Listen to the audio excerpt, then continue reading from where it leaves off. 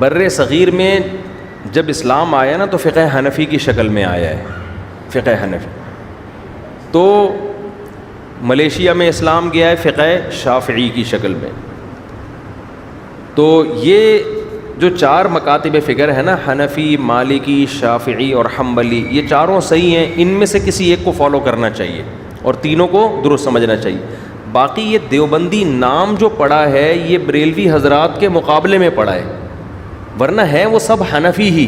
تو حنفیوں میں جو علماء بر صغیر میں بدعت کے خلاف ہو گئے ان کو لوگوں نے دیوبندی کہنا شروع کر دیا، اور جو تیجے 40ویں اور اذان سے پہلے صلاۃ والسلام کے قائل تھے ان کو لوگوں نے کیا کہنا شروع کر دیا؟ بریلوی. یہ بھی لوگ اعتراض کرتے ہیں نا کہ یہ دیوبندی فرقہ تو آج سے 150-200 سال پہلے پیدا ہوا ہے، تو اس سے پہلے تو یہ فرقہ تھا ہی نہیں، تو جو فرقہ بعد میں پیدا ہوا ہو وہ صحیح کیسے ہو سکتا ہے؟ اصولی طور پر تو بات صحیح ہے کہ جو فرقہ ہی پہلے نبی کے دور میں تھا ہی نہیں وہ صحیح کیسے ہو گیا؟ تو خوب سمجھ لیں، نہ دیوبندی تھے نہ بریلوی، حنفی تھے. بر صغیر میں جب آیا نا اسلام تو فقہ حنفی کی صورت میں آیا ہے.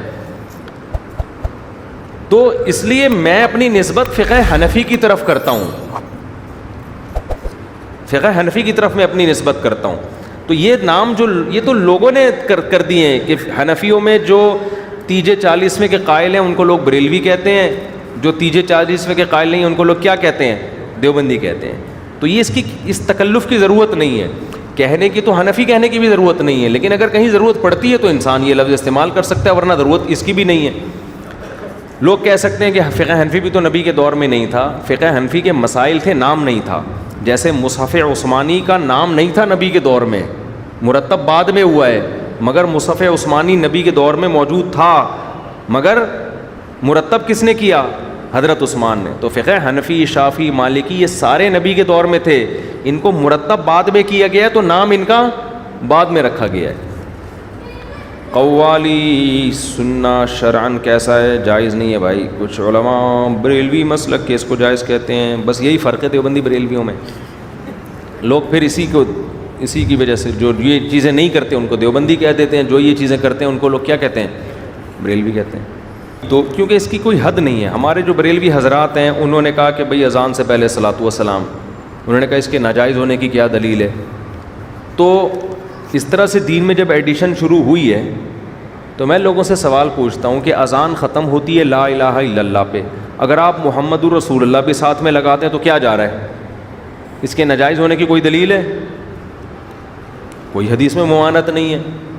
اور کلمہ بھی بڑا اچھا ہے کہ محمد الرسول اللہ صلی اللہ علیہ وسلم، محمد اللہ کے رسول ہیں، کتنا اچھا کلام ہے. لیکن بھائی جو نبی سے جتنا ثابت ہے، اللہ اکبر پہ اذان شروع ہو رہی ہے، لا الہ الا اللہ پہ ختم. تو اس میں آپ کے لیے آسانی ہے. اگر آپ نے اپنی طرف سے ایڈیشن شروع کر دی تو بریکیں کیا ہو جاتی ہیں؟ فیل. تبھی آپ ربیع الاول میں دیکھیں ہر سال بدعتوں میں کمی کے بجائے اضافہ ہوتا چلا جا رہا ہے، کیونکہ جب آپ اصول سے ہٹ گئے نا تو پھر بے لگام ہو گئے. بعض جگہوں پہ تو عید کی نماز شروع ہو گئی، بعض جگہوں پہ کیک کاٹا جا رہا ہے. تو اب خود بریلوی جو سنجیدہ علماء ہیں وہ بھی پریشان ہے کہ یہ جا کدھر کو رہے ہیں، یہ تو ہمارا اینڈ کیا ہوگا؟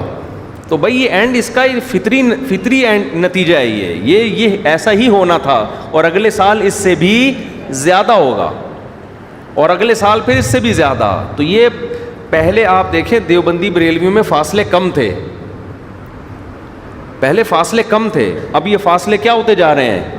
کیونکہ خانے وال تک اکٹھے آئے تھے، خانے وال تک انجن چینج ہو گیا، سرگودا والی گاڑی ادھر نکل گئی، لاہور والی ادھر نکل گئی. اب جیسے جیسے سرگودا والی گاڑی سرگودا جائے گی، لاہور والی ٹرین لاہور، تو فاصلے کیا ہوتے چلے جائیں گے؟ بڑھتے. تو وہ تو پھر بھی سرگودا جا کے رک جاتی ہے، یہ تو رک ہی نہیں رہے. تو پہلے تو یہ دیوبندی بریلوی ہندوستان میں ایک ہی تھے، سب فقہ حنفی کو فالو کرتے تھے، ان کے اکابر ہمارے اکابر، ہمارے اکابر ان کے اکابر. تو اب کیا ہوا ہے کہ پھر جب جناب احمد رضا خان بریلوی صاحب نے کچھ چیزیں کہا کہ یہ ہونی چاہیے، تو جو ان کے فالوورز تھے انہوں نے وہ کرنا شروع کر دی، ہوتے ہوتے پھر وہ اگلے اسٹیپ میں زیادہ ہو گئی. آپ آج سے 50 سال پہلے کے بریلوی حضرات کو دیکھیں اور آج کے دیکھیں، بہت فرق نظر آئے گا آپ کو. وہ کچھ نہیں تھا جو اب ہو رہا ہے. اور یہ یہ فاصلہ بڑھتے بڑھتے اب پتہ نہیں کہاں جائے, کس انتہا کو جا کے رکے گا. نعتیں دیکھ لینا آج کل کس ٹائپ کی آ رہی ہیں نعتیں. اچھا بھائی, مفتی صاحب اصلاحی تعلق کس سے قائم کریں؟ کسی بزرگ کا نام بتا دیں. کراچی میں بہت سارے بزرگ ہیں میرے بھائی. کراچی میں ہی اگر پوچھنا ہے تو جامعۃ الرشید میں میرے شیخ و مرشد ہیں حضرت مفتی عبدالرحیم صاحب, لیکن وہ لفٹ نہیں کراتے آج کل, ان کے پاس ٹائم کم ہے. تو جامعۃ الرشید میں مولانا قاسم صاحب ہوتے ہیں, حضرت مفتی رشید احمد صاحب کے خلفاء میں سے ہیں. وہ اتنے نیک ہیں کہ وہ آپ افورڈ نہیں کر پائیں گے ان کو. ان کے لیے پہلے سے آدمی تھوڑا سا نیک ہو تو وہ چل جائے گا ان کے ساتھ, ٹھیک ہے نا. تو اور جو ہے حضرت حکیم اختر صاحب رحمہ اللہ تعالیٰ کا بڑا زبردست سلسلہ ہے.